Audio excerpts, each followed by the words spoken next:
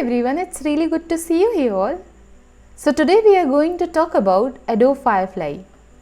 So you have to just go here, just type this and then you have to go here. So firstly, let's see how we can sign in.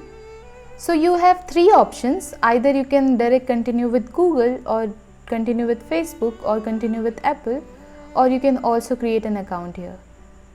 Whatever suits you, just sign in.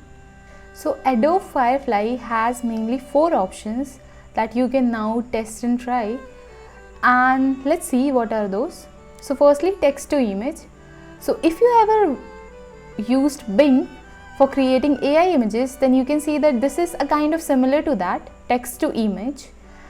But the very important thing which we can note here is that we have so many different effects also. For example, generative fill, which can be helpful for you to change your shirt color. On the other hand, there is also an option of text effect, which can be very useful if you are creating some website or if you are using any text. So nowadays this is very important. Generating very cool and graphic designs text here can be done in seconds.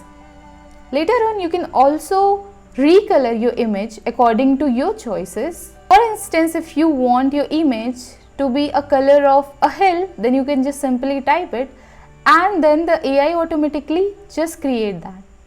So let's see all of these one by one. Now there are 2 more options, that is 3D to image and extend image. So these are now in exploration process. These are not up yet, but they will be soon. So let's see what it has.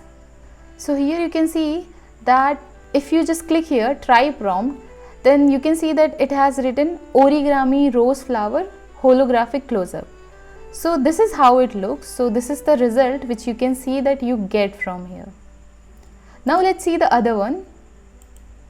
Generative fill option, you can see that here it has option to change your background, to change your dress, and you can do so many cool stuff using this. Moving on to the next one. So many different type of text design, and whatever the thing you want your text to be in, you can use that. For instance, if you want your text to be in the form of colorful socks, then you can see that this is how it created that. This can be very helpful if you are creating some website and so on, because there you can directly use these images to create a very massive effect and also make your thing very attractive at the same time.